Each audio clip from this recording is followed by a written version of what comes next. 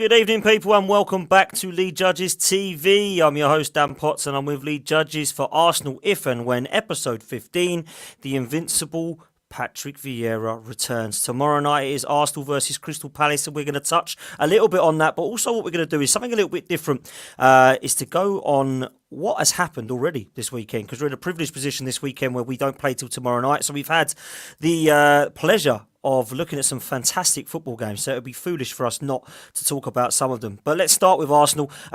Lee, Patrick Vieira coming back tomorrow night. It's going to be a real...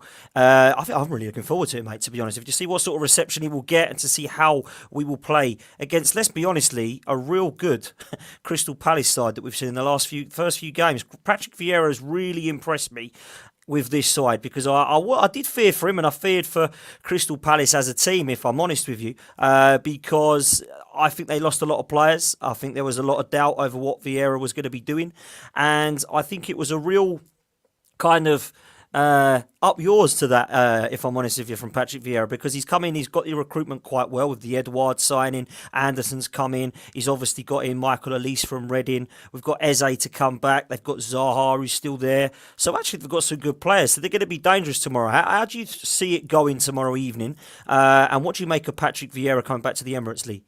Well, first of all, glad that Patrick's coming back. You know what I mean? One of my all-time idols of Arsenal. I think a real top legend, one of the best players that's ever played for Arsenal. His opinions is one of, I think he was the best player that played for Arsenal. The reason I say that is because with all the big games, you know, he played in, just an absolute monster of a midfield player. And I think because I was a midfield player as well, like, you know, maybe that was there. And I always sort of thought, like, you know, what would it be like to play against him? Because you wouldn't be able to play football against him because he'd out football you. And I thought, right, let's give him a bit of stick and all that, and he'd outpower you, like, you know what I mean? So he could outrun you. Basically, you'd have a nightmare of 90 minutes. I remember Steven Gerrard turning around and saying that he played against him once, and he said, "My God, if that's the level I've got to get to," do you know what I mean? So that just shows you how good he was.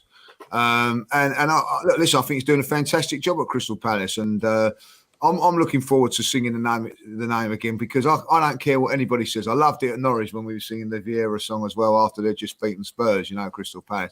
It is one of the best songs going, the Vieira song, like, you know what I mean? He comes from Senegal, he plays for Arsenal. It's an absolute class song, and I love that, you know what I mean? And like singing that song brings back fantastic memories.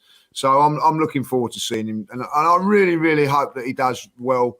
I'm so pleased that he is doing well in the at Crystal Palace at the moment. He's got a chance, and deservedly so. And I'm really looking forward to him doing really well, but obviously not in the two games against Arsenal. I will say this: if he does turn us over tomorrow, I think that's putting a lot of pressure under Mikel Arteta. I've said it before, I'll say it again. He'll be under the pump, because not only has Unai Emery come down there and turned him over, for Patrick to come and do it with lesser players, I think that, you know, Mikel will be under a lot of pressure tomorrow. It's a big game for Mikel, bigger game for Arsenal tomorrow, not just for the 3 points. There's a bigger picture to this, in my opinion. So it's a massive game. I think it'll be a tough game, but I think that probably we're being at home, I think, is a big advantage. And I think that if it was away from home, I'd be very nervous, instead of just being nervous, because every game I'm not too sure what we're going to get with this Arsenal team. I think that we're in a better position than a lot of teams, same as Palace would say this as well, but we've had a little bit of an extra break by playing Monday night, so that's been favourable towards us. So it'd be a tough game.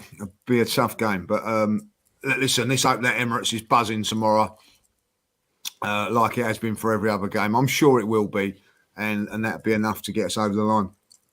Yeah, I think it's been something that has impressed me more than anything, actually, Lee, as the fans. The fans have been great this year. I don't know if it's because they've missed out on some of the games due to the pandemic, but actually since we've been back in the stadium, every single game has been rocking home and away. And I think that is a massive testament to these fans, because they really do deserve it. Thanks to everyone in the chat for joining us. We've absolutely loads of you.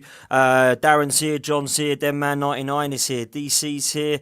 We've got Mazza, we've got Matt G, we've got Guna Russ, big up Guna Russ. We've got Jenny Jenny as well. Hi, Jen. Hope you're well. Saeed, Carrick, Arnie, Sean, Scouse Gooner. Absolute pleasure for you all to be here. I want you to do two things for us, guys. I want you to like and subscribe if you can do. If you do want to join us by interacting in the chat, then please hit a subscribe on this channel, and you can do so. The other thing I need you to do, if it is okay with you, is support our sponsor, Sally's Artwork. Go over to Sally's Artwork on Facebook and Instagram and order yourself some art. Myself and Lee have done so. So she will do anything personalised Arsenal for you. So please make sure that you do those things. Lee, we're going to bring in our first super chat of the night, and then we're going to talk a little bit about the game. This is from Chaitanya, regular listener. Thank you so much for your kind donation. Lee, Chaitanya says, Patrick was the spine of the Invincibles team. Looking forward to a great reception. Another test for Mikel Arteta. As always, we need goals. Cheers, Lee and Dan. I'm going to bring two up things there, Lee. I'm going to let you answer this one. Looking forward to a great reception. What sort of reception will Patrick Vieira get, and for how long? And it says another test for Arteta. We need to score goals. How is Arteta going to start scoring goals, Lee? So there's two questions there. Two questions there. The first question, I think they'll get a fantastic reception. It'd be interesting though, because I've spoken to a few people that go to Emirates and never seen Patrick Vieira play. You know, too young. You know what I mean? Like to see him, like, you know, when you think about it, 2005 we left. So what is that? 16 years. So there are 16 years. Yeah, there's going to be a lot of Arsenal fans that wouldn't have actually have seen him play in the flesh. You know what I mean? But I'm always a big believer of the history of the club. And if you are one of those that's not watched Patrick Vieira, go back and watch the 2002 game at Old Trafford when we clinched the title. That'll tell you how good Patrick Vieira is. The FA Cup semi-final against Tottenham, that'll tell you how good Patrick Vieira is. There's also other games. I remember the game against Wolves. He was the one that we didn't play well that day in the semi-final at Wolves, against Wolves, and he was the one that drove forward for Ray. What was his first name? Christopher Ray, to score the goal that won us that semi-final. So all the games, you know what I mean, just drove from midfield, like, you know, as Russ said, he said Ted Drake scored his first goal for Arsenal. Well done, like, you know what I mean. So, and do you know what? I believe him. So do I. No, he deserves a great reception, Patrick Vieira. Yeah, and I think he will do. I really do. Do Arsenal? I you know, who knows if Arsenal are going to score goals? And this is what I say about Arsenal. Arsenal can score 3 goals, like they did against Spurs, and then don't look like they're going to score against Brighton. You just don't know what you're going to get with this Arsenal team. And that's something that Mikel has got to work on. He's got to work on the consistency of the club. Someone asked me the question, when they're all singing the Vieira song, will they sing the best Spaniard that I've ever known? It's going to take me a very, very long while to start singing about Mikel Arteta, because at this moment in time, he's got to win me round again. You know what I mean? Like, he had me, and then unfortunately for him and Arsenal, he lost me. You know what I mean? And for myself as well. You know what I mean? You know, he hasn't convinced me yet that he's the right man for this job, and I'm hoping that every game goes by that he will do. You know, and I really sincerely hope that he does. But at this moment in time, I won't be singing his songs. Well, listen, I think, you know, with me and you, it's fairly different. I've been fairly consistent with this manager for a while now, and I think with you, there's been kind of, I can sort of see where he's going. No, he's lost me again. No, I'm kind of back on the fence. No, I've lost me again. And I think what we're trying to say is we just want to see some consistency. And I think that we started to see the consistency in some of the games, and then we went back a little bit in the Brighton game. But one thing that we haven't done is we haven't played football that's been attractive for anything more than 35 minutes this season, and that was against Spurs in the first half. Other than that, I've seen little glimpses, good defending, by the way, and that must be said. That can't be underrated, because it has been good defending. Some great clean sheets, and I think that has been testament to Arteta's new signings. And we mentioned on Guns and Yellow Ribbons earlier with Fergus, who's kindly in the chat as well. We mentioned about that back line and how fantastic it's been. If you haven't done so already, get yourself over to Guns and Yellow Ribbons, hit a like and subscribe on their video. But for me, I think, Lee, what I want to see is that front four just gelling, because I think sometimes we've not quite got that right yet. And whether it's Aubameyang not really getting the right telepathy with Pepe, whether it's Ødegaard and Smith Rowe trying to play together and it not really working.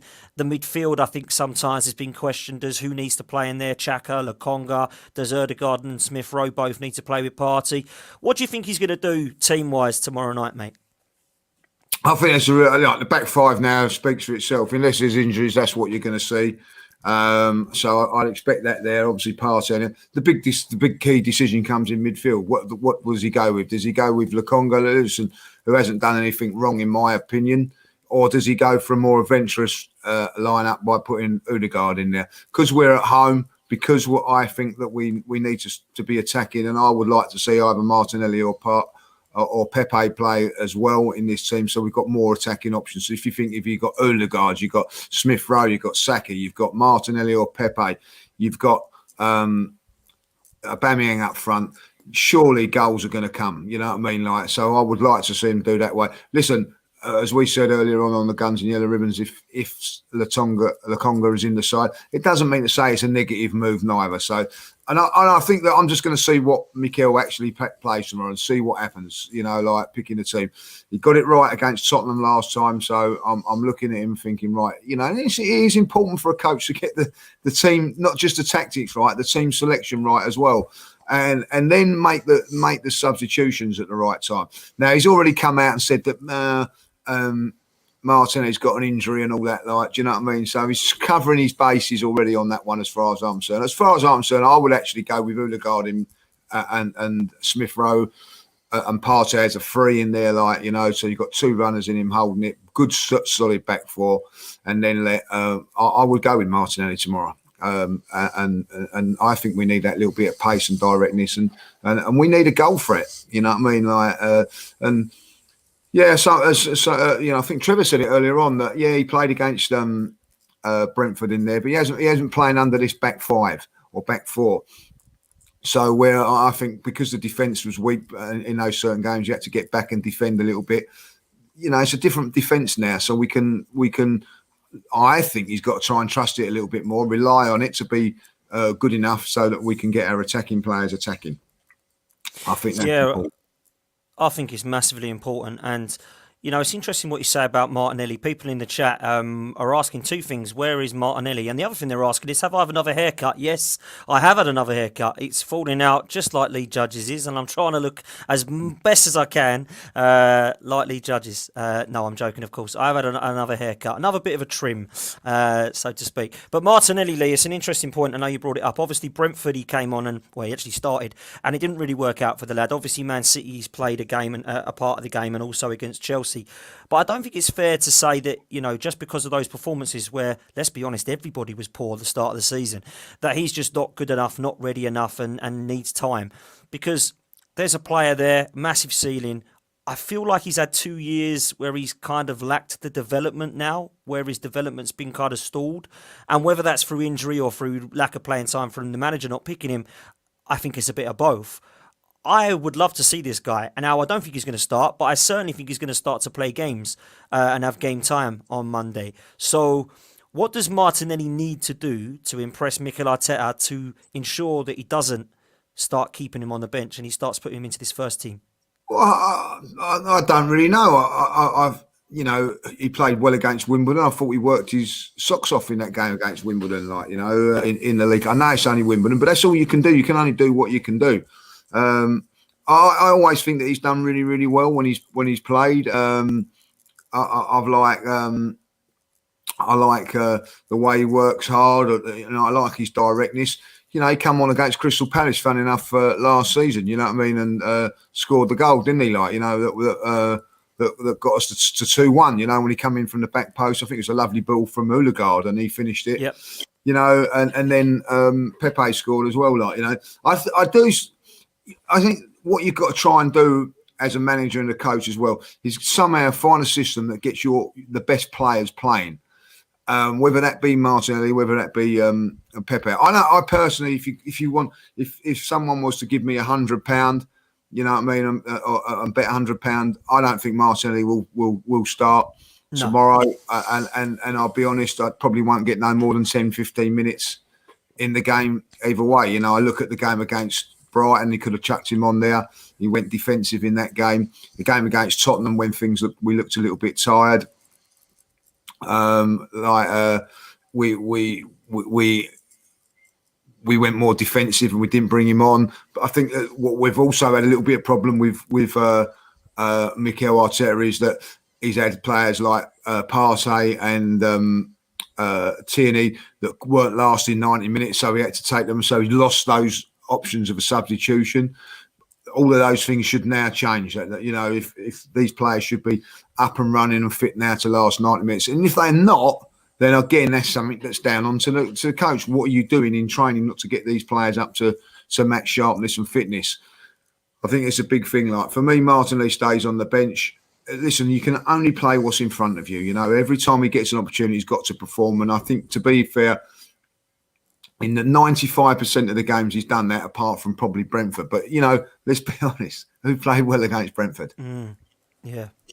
So Well, not many at all, and I think that's why it's a little bit harsh for him not to have had as much time lately as I feel he deserves. Certainly against Brighton, I'd rather have seen him come on instead of Maitland-Niles, and I think it'll be interesting to see what happens now with the rumours of him during the international break, which of course are only rumours, that he's feeling unsettled and like he needs to play. Now, I don't want Martinelli to go out on loan. I wouldn't mind Balogun getting some game time, if I'm honest, for men's football, but Martinelli, I think we're an injury away from Martinelli actually playing in the first team, so I think it would be foolish to loan him out. So let's see what happens. I think he will certainly play tomorrow night if he's fit, because in Guns Yellow Ribbons podcast we were on earlier, there was somebody in the chat saying that he might not be 100% fit, Martinelli. So watch this space and see what happens. Lee, let's get a prediction off you before we start to move on to some of the other games this weekend. What do you think the score will be tomorrow night? Are you optimistic? I'm always optimistic because we're at home. You know what I mean? It's a different animal when we're not at home. So I'm going for a 2-0 win for the Arsenal, but a very, very hard-fought one. If it was 1-0 and we score very, very late, it would not surprise me. And I think it'd be a tough game tomorrow. I don't think it's going to be one where we're going to be sitting there 3-0 up like we was at half-time against Spurs. I think this is going to be a tough game. They're organised. Patrick's got them organised, and they've got a couple of players that can hurt you. So it'd be an interesting game for us, but I think that we get through 2-0. What about yourself? What do you reckon?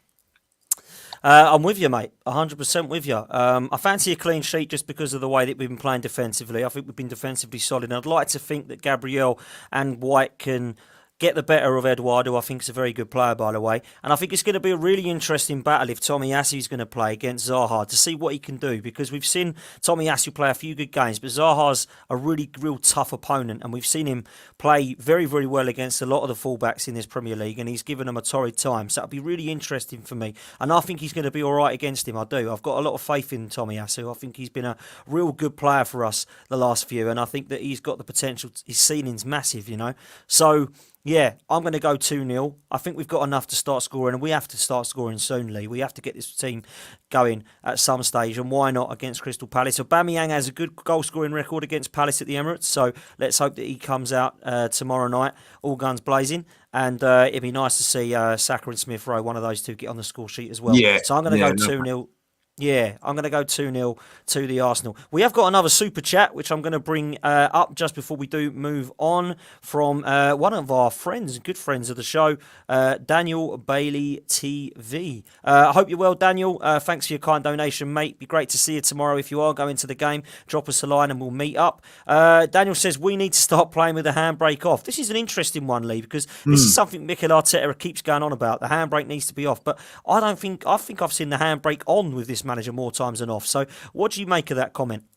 Yeah, I think it's spot on. I think that, you know, the handbrake's on because he's cautious about the defending. But what I would say to that now, and if he ever says that again, is that, hold on a minute, Mikel, you've got the back 4-5 that you wanted. That's your back 4-5 now. Trust them.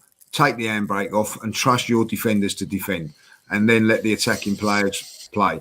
And I think that that's what we've got to do. You know, certain times we'll have to play with the handbrake on and be cautious, certainly when we go to Liverpool and places like that. You know, like defend deep and make sure we don't concede. But ultimately, when we're at home, handbrake off and let's go for it. Let's get the results. Yeah, absolutely. 230 of you in the chat. Please make sure you hit a like on this video. Subscribe to the channel so you can join us in the chat. And head over to Highbury Squad and do the same with those as well. We had Sophie in here earlier, who had a brilliant show with Kev doing a Who Are You with Pippa. So real good watch, that one. So if you head over to that as well and give that a watch after this video. Lee, we're going to talk a little bit about the weekend's games because it's been really interesting, and we're in a privileged position where we've got to watch them all before we actually play Palace tomorrow night. I'm going to start with today's games quickly because I think that although the Everton and West Ham one was a little bit boring, obviously West Ham got a real big result there and took the 3 points off of Everton. But I want to concentrate mostly on Newcastle and Spurs. Newcastle's atmosphere, for one, absolutely buzzing in the ground because of the new takeover. Great to see their owners attending one game more games than Stan Kroenke's been to in the last 10 years. So they're definitely showing more ambition there.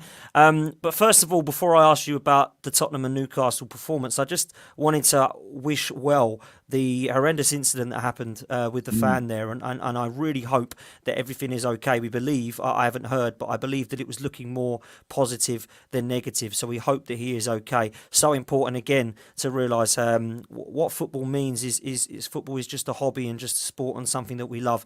Really, when stuff like that happens, it really does make you think, doesn't it, Lee? So I wish him and his family well, or her, whoever it was. But what did you make of that game? Because Newcastle, for me to start with, it was rampant, mate. It was absolutely amazing to watch, and then it's just a shame that Spurs turned it on when they needed to. So what did you make of that? Yeah, I did see the atmosphere, and I thought that was fantastic. It just shows you what new owners can do. It just gives you that inspiration, because I thought the first 5 minutes of that game, Newcastle were fantastic, but then and it was a dream start for them. But it don't. Again, I think the energy that the fans show, if you ain't got the players, you ain't going to win games of football, and.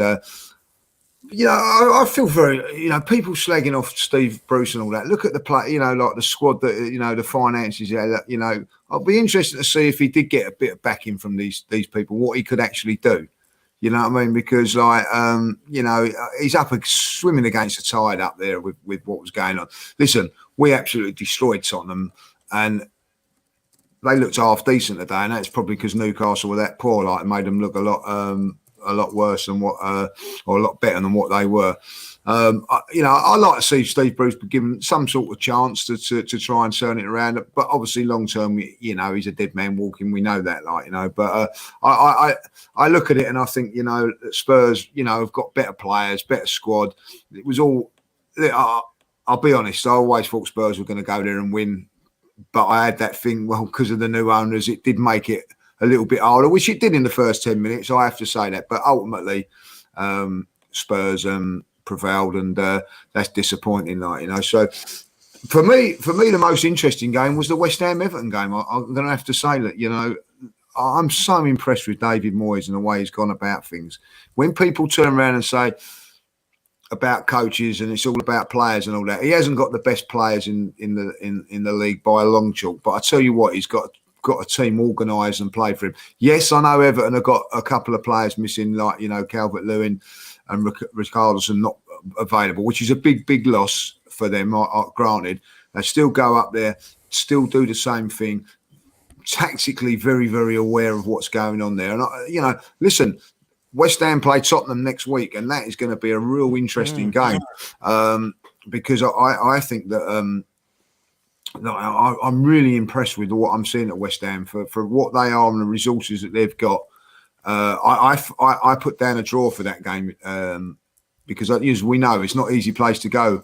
Unbeaten at home as well, Everton were. And a lot of people go on about Benitez as a great manager, and I believe he is. But I think David Moyes is, let's be honest. Be really honest. If the Newcastle job comes up, the job come up at Arsenal, David Moyes would never be the one that we'd be happy with, if I'll be honest. But I think he's doing a fantastic job there. Fantastic job with West Ham. Difficult team to beat. Very difficult. And I went for West Ham, actually, in that game, just for the pure fact that I know Everton had a couple of players out. But I think both the managers need a lot of credit here, Lee. Along with Graham Potter, I think Rafa Benitez and David Moyes have had an amazing start to the first 7-8 games of this season, because West Ham, everybody said when Europe kicks in, it's going to be really difficult for them, and maybe it will be. But I tell you what, they don't look much different from last season as far as I'm concerned. They've kept their squad together. I think they've got, on paper, a very, very average side, probably 5 or 6 positions that are really good. The rest of the side, pretty average. And they're just playing as a team. The team spirit's outstanding. Everton deserve a lot of credit because they've got some players out and they're still trying to get, or Rafa is trying to get the best out of this side. And doing so, he's got some very, very poor players again in that side, but some very good ones. And some of those have been out and been injured. But when you're turning Townsend and Gray and players like that into ballers, that's on the manager. I'm sorry, that is on the manager's system and his style of play. And David Moyes deserves that credit as well. I touched on Graham Potter. Obviously, Brighton drew 0-0 with Norwich, which was probably a really good point for Norwich to be fair, and Brighton probably be a little bit disappointed they didn't pick up 3 points. But the main games for me that we'll touch on, Lee. I'm going to touch on Aston Villa and Wolves first, and we'll come on to the other game, 2 games after that. What the hell happened to Aston Villa? They were 2-0 up with 10 minutes to go. It looked to me as if it was 3 points in the bag, and their fans must be absolutely gutted.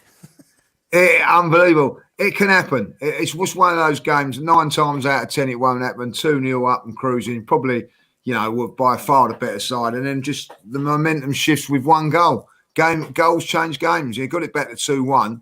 And then it just completely shifted. And, they got it back to 2-2. I think then if you'd have said to a Wolves fan, will you take that 2-2? Probably 80% of them would have said, yeah, we would have. But there was the momentum was with them. And when they got the free kick, I was actually coming home. I don't know where I was coming home from. I was coming home from somewhere. I was on the radio.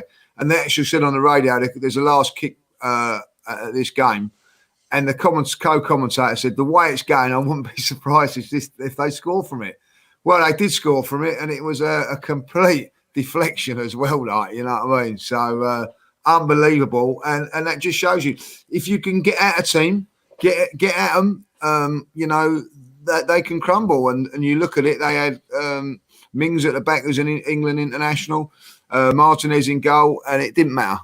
The momentum of the game took it to Wolves, who have been playing some good stuff, if I'll be honest, without getting the results.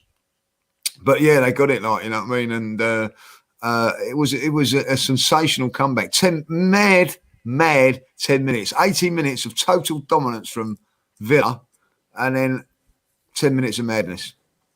Yeah, it was madness, wasn't it? And I must say, since Aaron Ramsdale's come in goal, I haven't heard anybody say they miss Emi Martinez. And everybody yesterday were quite quiet that he let in 3 goals. That's all I'm saying. As for Wolves, a great point. That is a great point. So what does that tell you then? What does that tell you? That Ramsdale must be doing the business? Because no one's a good job. Saying about that. Yeah, he's doing a good job. Must be doing a good job. It just tells you that probably Leno just didn't do enough to dominate between the sticks. That's a fantastic point. Yeah, it's interesting, isn't it, how fans will be silent once things are looking a little bit better in between the sticks. I was a massive fan of Leno, I've got to say. I didn't think he was nowhere near as bad as what people were making out, but Ramsdale's certainly the number one at the moment. As for Aston Villa and Wolves, though, just to touch lastly on that, I think that's the first time I've seen Wolves show some fight in what seemed to be a long time.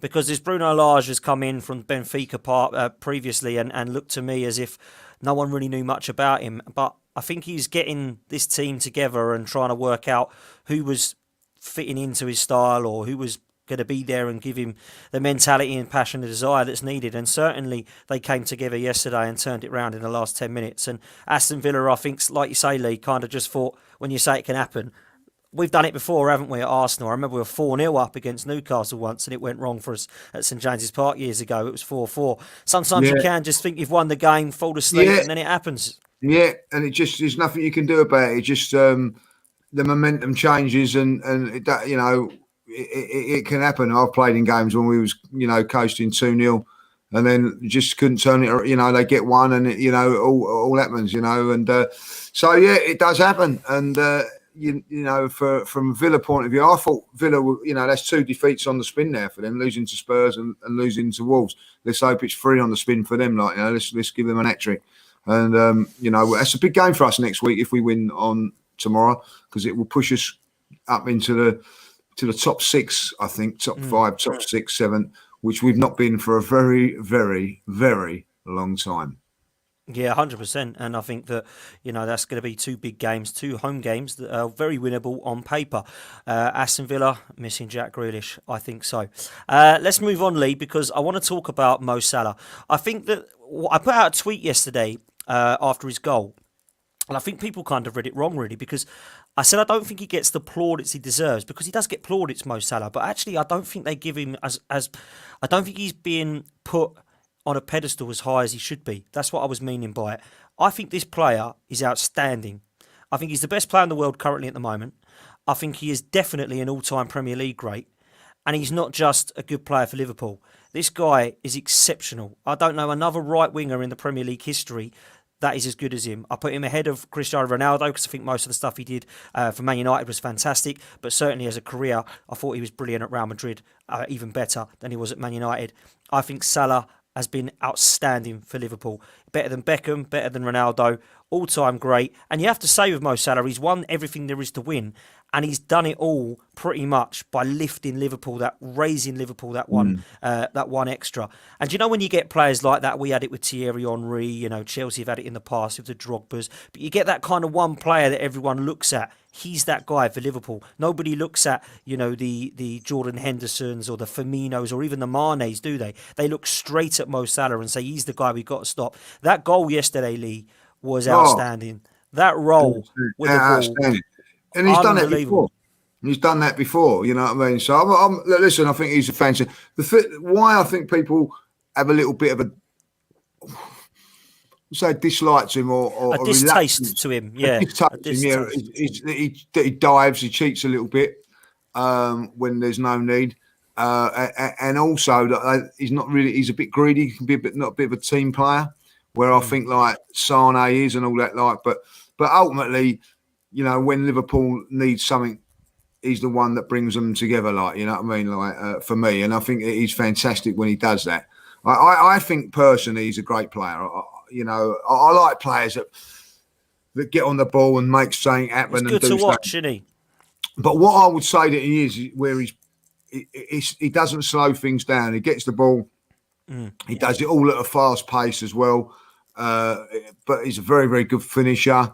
The one thing that I do feel goes in his favour is he's got a manager that tells him to just go out and express yourself. You don't worry about having to get back and defend, and that must be fantastic. Like you just go out there and do your stuff, Mo. Just go and do it, and 9 times out of 10 he does it. And I think Liverpool, with them 3 back into the way they are, and Jota to back it up, that's a 3 that's going to take them close, if not all the way to the title. They look like they're a good side again. The good thing about them 3 now is because they've got the solid. What I'm saying about Arsenal, I know it's they're on a different level, but basically he's got his back 4 back there, or a solid back 4. So basically now those forwards can express themselves a little bit more. Where probably last season they had to cover the deficiencies of the defence. They ain't doing that now, So. Without a doubt, one of the best players in the league at this moment in time. And when he's on that sort of form, pleasure to watch. You know what I mean? Because you just don't know what he's going to do as well, So very, very, very, very, very good player. And all 3 of them complement each other. You know what I mean? The way Mane, the way Firmino drops in there, suits Salah, the way that the work rate helps them out there. They all complement each other all very, very well. And I think Mane is an important player in that because of his work rate.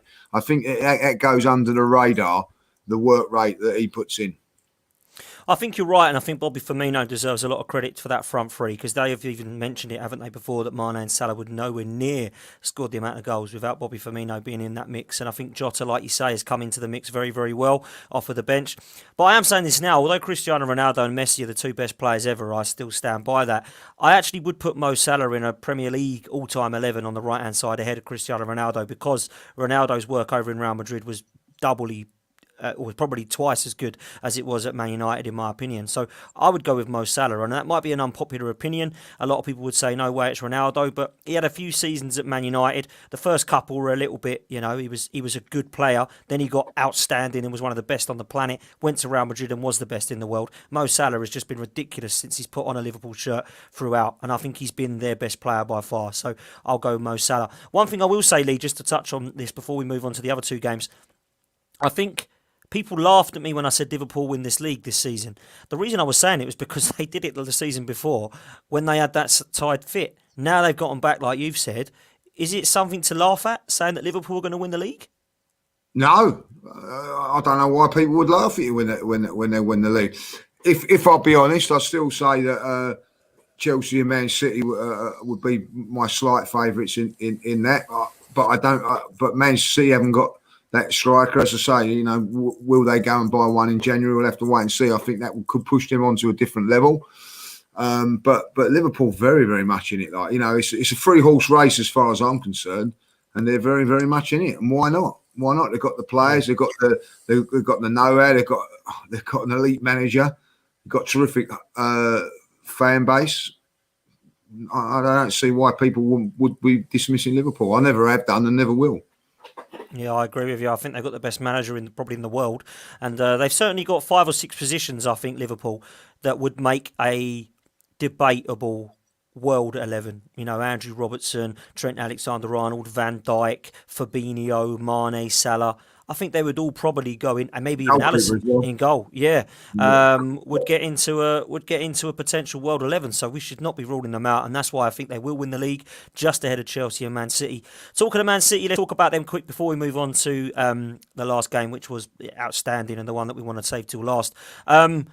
Let's talk about Man City, because I was watching Final Score yesterday as the results come in, and it did make me laugh because the female commentator had sort of summed up the game and said, Burnley will be so happy with their performance, only losing 2-0, because they've lost 5-0 in the last 4 or 5 games that they played Man City, and of course it was only 2-0. Plugging away Man City, still taking 3 points, but do you think, Lee, and I'll ask you this, Manchester City are looking as good as last season? And do you think that they can win the title 2 years in a row without a striker? No.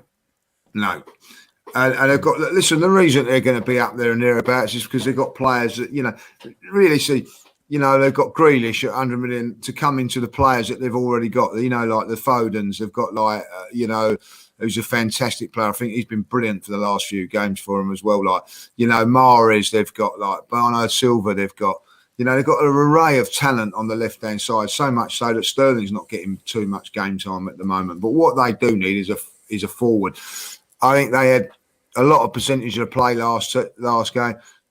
Haven't won the game convincingly, you know what I mean? 1-0 for a long time on that. But I think if they had a top-class striker there, they'd have won that 3 or 4 and it'd be comfortable.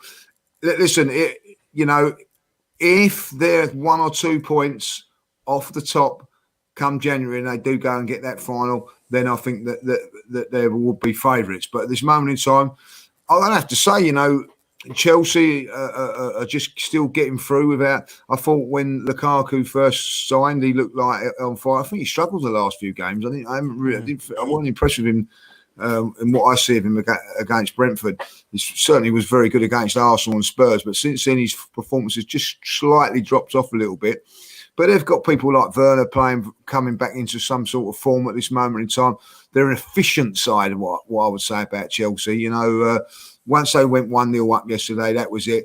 And that's a sign of a good team. Didn't play exactly brilliant, but Arsenal have gone there and lost. Liverpool have gone there and drawn. They've gone there and won. Little statement as far as I'm concerned.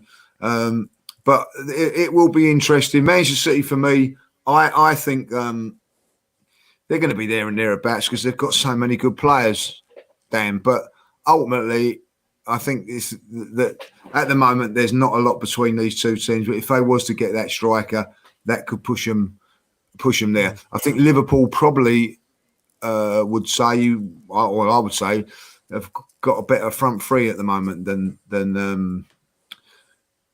say Man City, which is surprising when you think of all the money that City have spent in that area. But I think at the moment it's very, very close. I wouldn't bet against them, but for me, I just think that the other two have just got slightly more ammo than them like at the moment. But definitely a 3-horse race. Definitely. One seems not being anything. Yeah, no, I agree with you, and I think that, you know, Liverpool are my favourites to win the league. I think Chelsea and Man City are going to be with them. But let's just quickly, before we do move on to United Leicester, let's just talk a little bit about Jack Grealish, Lee, because I think it's a real important one. I've had a couple of chats with some lads who have said, you know, look, we're Villa fans and we miss him and we didn't think he was going to leave. He's gone to Man City. He's no longer top dog, and I won't say he's struggled, but he's certainly not looked half the player he was at Aston Villa. I see him for England, thought he was exceptional. Gareth Southgate subbed him, but I thought he was exceptional, particularly in the first half. Towards the second half, maybe wasn't as good, but I don't think any of them were. But he certainly is a baller. Why do you think it's not quite been the Jack Grealish that we've seen at Aston Villa? Is it now because that jump is too big for him, or is he just going to take time to settle? Or what do you make of it? No, I don't think it's too big for him. I think exactly what you said. When you go-to guy, the ball goes to him straight away when he was at Villa, like, you know what I mean? Like, and that must be a lovely feeling, you know what I mean, when you get the ball and even whether he's not available or not, if he wants it, they give it to him, like, you know. He's just had to just change up his game a little bit, like, and adapt to. The fact of the matter is there's players like that are more go-to than him at this moment in time, like De Bruyne, etc., that, you know, would go in all the time. But for me, I still think that he's a quality player. I think that he will come. But I don't think he's ever going to star at Villa, at Man City, like he did at Villa, because he's not the number one, you know, the go-to guy. I think, like, you know, he chose to go on for trophies and things like that. But you say if he'd have signed for an Arsenal or someone like that, he would have been the go-to guy and everything would have gone through him, like, you know. So that was his choice. He's not going to be that at Villa. He may well be in a year's time and everything like that, but, you know, you've got other players at this moment in time that have been there for a couple of years, that, you know, that they go to. The danger for me is I think that Mahrez was probably the best player in the Premier League before he signed for Leicester, and he's never quite fulfilled that potential at Manchester City as far as going as the main guy. Is again another one that's a great player around other great players, you know. So that's the way Man City play. I think that's, you know, and I think Grealish will have to accept that a little bit, like, you know. So I don't think you're going to see the stunning performances because there's just other players that can help him along the way, where he had to do it all at Aston Villa. Yeah, 100%.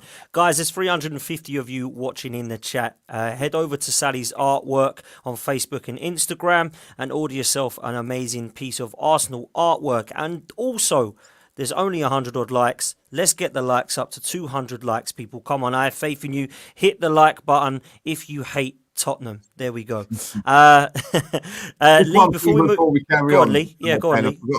We had a great night Thursday night at the awards, yeah. And our mate Mike from the Gooners pod, and of course Gooners versus Cancer, won the award, and I think a big up for Mike, who's over at the moment. It was a great night, wasn't it? But made special when he won that award. So congratulations to everybody that's helped him along the way on the Gooners versus Cancer podcast campaign, because it's been absolutely wonderful.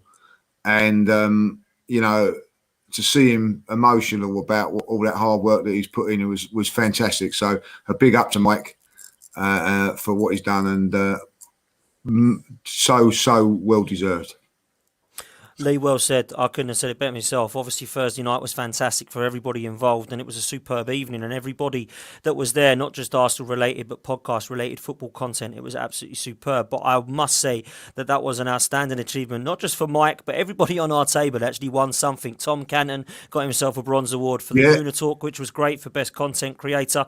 Obviously, Elliot and Clive, who were on our table from Arsenal Vision, won Best Premier League Podcast. And we actually had two individuals sitting to the right of me and Lee from Hard Truth podcast, lower league. I think they're Peterborough fans, and they got bronze as well.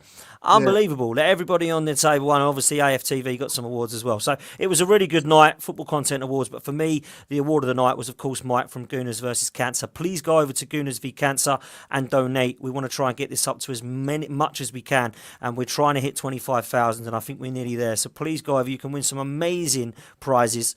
So please make sure that you do so. In other news, Matteo Guendouzi has scored 2 goals tonight, and Saliba's up for the Golden Boy Award. Trust the process, Lee Judges. Trust the process. We're going to move on to Man United versus Leicester now.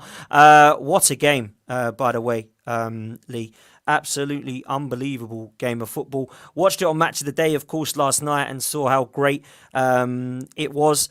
Some comical defending from Harry Maguire yet again. But I've got to just start with Leicester. We're going to come on to Man United, but I want to start with Leicester because I don't want this to be Man United and Ole Gunnar Solskjaer's rubbish, because Leicester were exceptional, right? They were exceptional in everything that they did.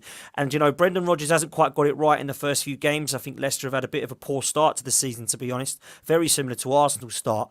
However, yesterday they got it absolutely spot on with their response, because I was really, really impressed. So let's just touch on Leicester and then we'll come on to Man United. Lee, what do you make of Leicester? Brilliant. You know what I mean? A very, very good side, very, very good footballing side. You know what I mean? Had a little bit of criticism, all that. He's had a couple of players out. And the thing is with Leicester and these sort of teams, if they have a couple of players missing, it's always going to be tough because, they haven't got the squads. But they've got, what I like about them, there's a game plan. There's a way they go about it. They're good to watch on the eye because they counter-attack very, very quickly. Tinnemans, by the way, in midfield, I really like him. What a good midfield player he is. And the goal that he got, I know Maguire's made the mistake, but it's still got to be finished.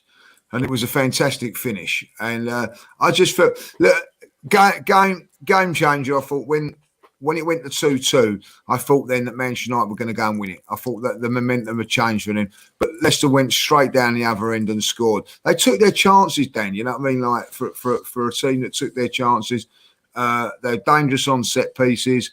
As I say, I think they're coached brilliantly. They know exactly what they're doing. Every single player knows what they've got to do. And it's not rocket science what he goes about doing. He makes football simple.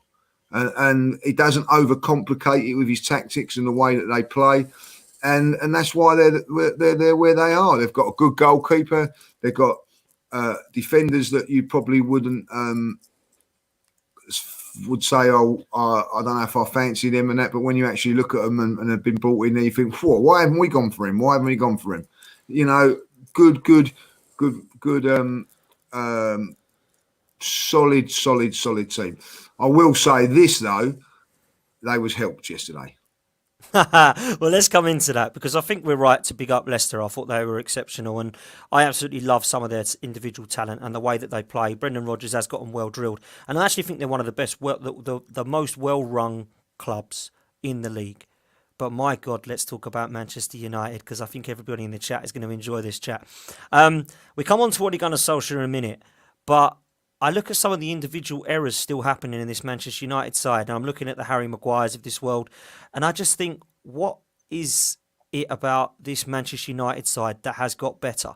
Because they've brought in Varane, I know he was injured yesterday, they've brought in Ronaldo, they've brought in Sancho, and they look worse, Lee. So if I was to say to you in last summer, Manchester United are going to sign them free, I think me and you did say they've got a chance of the title here on paper. They've got a quality side.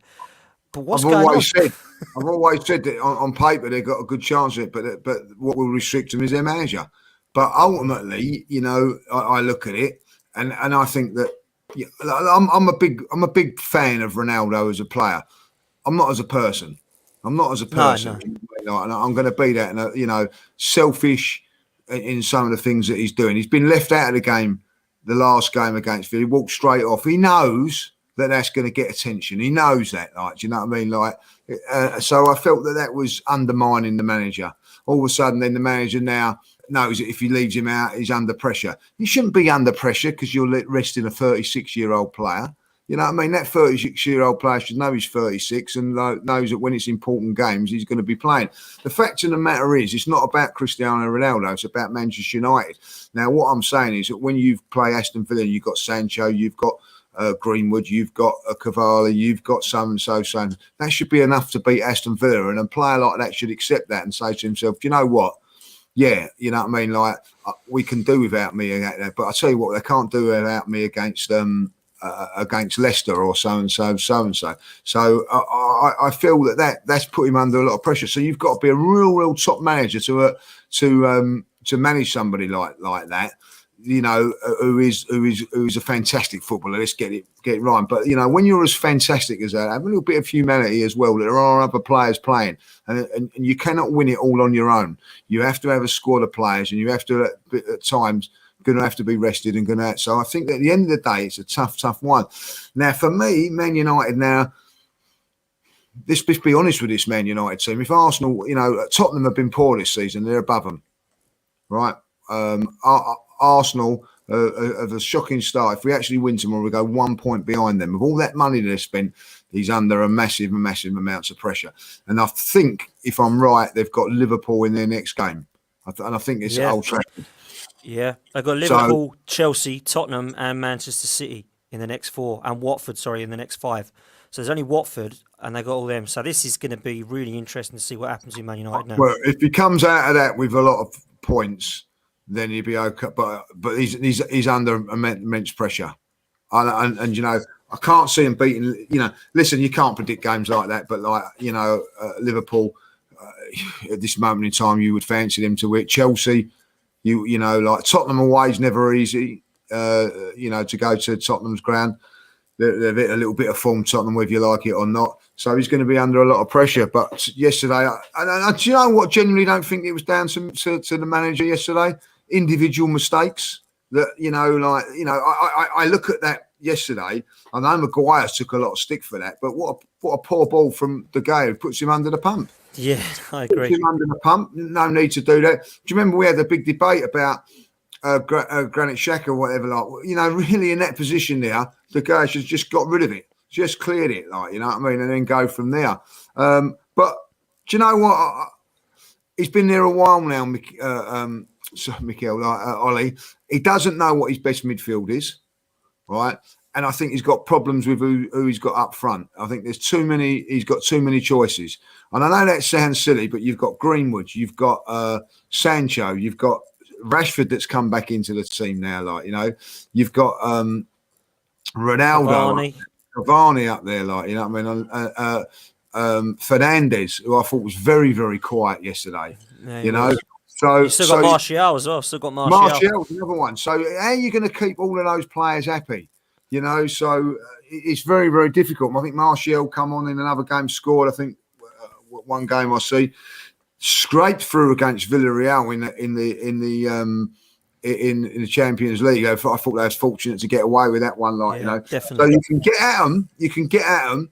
Now the thing is with me with Man United, I think that, you know, top 4 is not guaranteed with them. Like, you know, I think they're vulnerable, and I think they're vulnerable because of their manager, but I also think because of the players. You know, now the other problem he's got, and this is where I think that Mikel should come down in favour for everything, is because there's not so many games, there's not so much rotating, because you can get a constant team going. You know what I mean? Like there's going to be too much chopping and changing with Man United, and I think that could go against them.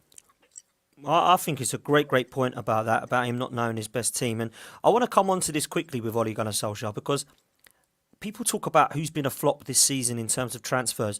Jadon Sancho was a hell of a lot of money, and he's not done anything. Now, is that because Jadon Sancho's rubbish, or is it because Ole Gunnar Solskjaer is not getting the best out of him? Very similarly to Pepe. Was he a waste of 72 million, or have the managers not been able to get the best out of him? And we'll soon see, won't we, with Jadon Sancho, whether it's a good signing or whether it's a Pepe signing, and it's a lot of money and he's really not worth that much. Massive gamble for Ole Gunnar Solskjaer on that. Also, when you look at what he's done in the centre-forward position with Ronaldo, I think it was a brilliant signing. I really do. I stand by it. But actually, I was looking in the chat, and they brings up some great points. Ronaldo is fantastic, but at the moment, he's not really a team player. He's someone that they're having to just kind of rely on to score their goals, but he's not doing much of the tracking back. He's not getting involved as much, but maybe because of his age and his fitness, I don't know. And that's then probably made Ole Gunnar Solskjaer question whether he should be playing every single minute of every single game, like you said, Lee. But then he's then going, well, you need to play me because I'm one of the best players in the world. So maybe that's had a bit of an effect on it. But let me ask you this, Lee. Ole Gunnar Solskjaer has some of the most ridiculous games coming up. Do you think he'll be in the Manchester United job by Christmas? No. Okay. Why is that? Where do you see? Because go on. Because this moment in time, I think we're in October now, and they're in danger of being left behind in the title race. Now, Manchester United have spent that money. What have they spent that money on? To get into the top 4 or go for a title? I think they've spent that money to go into the top 4. To go for the title, not the top 4. Yeah. So ultimately, you know, they're losing points in it at the moment. You know, like let's be honest. Arsenal and Spurs are not, I don't think, by anybody's stretch of the imagination, thinking that we're going to go on and win the title. One's above them, and one can be 1 point behind them tomorrow. and we're not. Manchester United are not competing with Arsenal and Spurs. You know what I mean? But it looks like they could be for that fourth spot, and that's not good enough. It's not good enough for Manchester United. There's elite managers out there, and I think that, you know, when you sign someone like Ronaldo, you need an elite manager to manage you. You know, he's not one of these players that you just say, "Oh, right, I'm going to go out there and you can let you do what you want to do and all that." Like, he's got an ego. It needs to be. You know, like strokes. It needs to be this and that, like, because that's what top players are. But ultimately, you know, it's someone that is going to come in there and be respected and everything like that. I'm not so sure if Ronaldo done after that. You know what I mean? Do you think he'd done that to Alex Ferguson? I don't think so. I don't think so that he'd have done that, like, you know. And I loved it when he done that. I loved it when he done that because I thought, oh, there's problems around the corner for Man United and for Ollie. What does Ollie have to do? They've lost 1-0 and he's coming out defending why he loved it, put him on as a sub. Alex Ferguson coming out and saying, like, oh, we should play your best players. Listen, 5, 6, 7 years ago, you know, Ronaldo gets rested for nothing. He's 36 now. There's a little bit of difference. The Premier League's a little bit different to any other league. It's a little bit more physical, a little bit everything else. So I think that Ronaldo has to be managed well in these sort of games. You know what I mean? Like, because you don't want him breaking down. Now, he does everything right, Cristiano Ronaldo, like, but he's still playing in the Premier League. It's still like every single game in the Premier League is tough. You know what I mean? Like, and it's not like that in other leagues. So, you know, it's going to be really, really difficult. I thought that maybe Ronaldo could be the game changer for him this season because he's that good, but he also could go against them. And at the moment, I'm looking at him thinking to myself, we'll have to wait and see. I'm not convinced about Man United at this moment in time. I said they could be vulnerable. You know, a loss to Aston Villa, a loss now against Leicester. 3 games on the spin, it could be if they lose to Liverpool. It could change all around for them if they beat Liverpool. And they've got some bloody good players, you know what I mean? Like, why can't he get a tune out of Pogba every game? You know what I mean? Like, there, you know, since Ronaldo's come, Fernandez's performance has dropped down a little bit because all of a sudden he's not the main guy. So there's certain things that are not quite right in the Manchester United camp. 100% agree with you, mate. And to finish up, Lee, I want to talk a little bit about what might happen in the coming weeks. So I've got a couple of questions for you to finish up on, and I think these will be good ones. So first question is this. Who's going to get sacked first? Ole Gunnar Solskjaer or Mikel Arteta? Solskjaer. I think he's in a more vulnerable place. I think he's further down the line. Arteta's won a trophy. Massive month for both managers, coaches, whatever. But I think that Manchester United, I honestly think like a couple more defeats and they're under the pump. He's under the pump.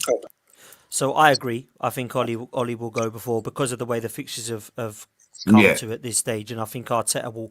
Well, fingers crossed, Arteta will win more games than Ole Gunnar Solskjaer in the next 4 or 5 games. So that leads me to this question. If Antonio Conte comes to Manchester United, are Manchester United then title challengers this season? Depending on how many points they've lost from there on. I think that I'll be honest, if Manchester United were to lose to Liverpool, then they were to lose to Chelsea, I think they're out of it by then. Wow. You know, I mean, that's without Manchester United and Manchester City coming up. You know, if they was to lose 3 out of those 4, you know, I think that they would be in lots of trouble. You know what I mean? Like, realistically, Arsenal have lost to Man City and Chelsea, and you know, probably out of the title race now.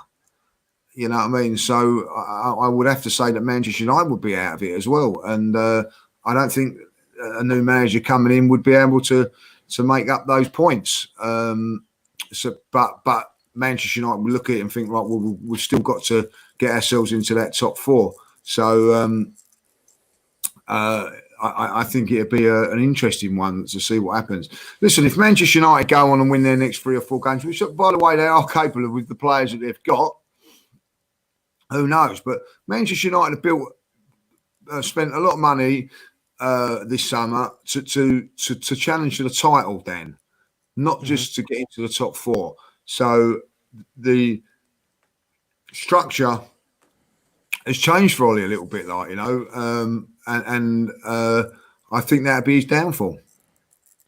Okay, fair play. I can't say I disagree with much of what you've said. And my last thing I'm going to do, Lee, I know it's early days. We're only not even a quarter of the way. We're nearly a quarter of the way through the season. So it's very, very early and things can change. But looking at things the way they are now, currently, right? And I don't mean to put you on the spot a bit here, but I'm going to do it anyway. If I was to ask you to name me the top 6 of how it's going to finish, I know it's early days, in order, who are you going to go with 1 to 6 in order for the top 6 as things start right now? What have you seen so far for you At the moment, I've tipped Chelsea to win it. I still think that. Do you know what? I've tipped Chelsea to win it, but Manchester City, I felt, played really well at Liverpool, and they played really well at Chelsea. Got the result against Chelsea and drew with Liverpool. But I still don't think that with that striker that I'm convinced. So I'm going to go at this moment in time, after just as it is now. I think that Liverpool are the best team in the league at the moment. So it'd be Liverpool, Chelsea, City as my 3. Manchester United at this moment in time, with the players I've got, I still think will finish 4th. Leicester 5th, Arsenal 6th. I really thought this was going to be a good debate, but you've picked the exact same 6 as what I was going for. I think Liverpool win the league. You know what, with West Ham and all that, I just feel I'm impressed with West Ham, but I'm thinking of the European thing down the line. Yeah. So that's what I'm thinking I'm now. with you. That's exactly the same as me. And I think Liverpool win the league. I think Chelsea will come second, and I think Manchester City will come third. Man United, I think they'll come 4th because I think it will be a different manager to what he's going to Solskjaer. And I think he'll have enough. Whoever it is, Conte, Zidane, whoever it is, will come in and get him top 4. I think Leicester will start to pick things up now, and I think Brendan Rodgers is too good a manager and they're too good a squad not to come anything lower than 5th or 6th. So I'm going to tip them for 5th. And I think that I've got to be optimistic, and it's going to be West Ham or West Ham, Arsenal, or Tottenham is going to be, isn't it, for 6th place? I'm going to go Arsenal and be optimistic. If Spurs keep them 2 fit and Harry Kane starts performing like he did today, they're as good. They've got a chance of getting above us again. By the way, that was Harry Kane's best game today. Yeah. But it'd be interesting. Everybody's saying Harry Kane's back. No one's saying, oh, it's only Newcastle. But when one of our players plays well, oh, it's only so-and-so. It's only so-and-so. Do you know what I mean? So I'll just get it there. It was only Newcastle. Yeah, absolutely. Cool. Lee, this has been good fun, to be honest. Yeah, enjoyed that. It has been good. The one thing that we do have to mention very quickly, though, as someone rightly has said in there, is Brentford. They were absolutely exceptional yesterday against Chelsea, and I thought they deserved a mention at the end there. I've been really impressed with them, so I just wanted to give them a quick message, a quick mention before we do wrap up. Lee, been a pleasure. You're going tomorrow. I'm going tomorrow. We hope for 3 points. We've both gone for 2-0, so we're fairly optimistic. So let's hope that we can get 3 points, and that will then push us up towards the league table, and then a home game against Villa on the Friday.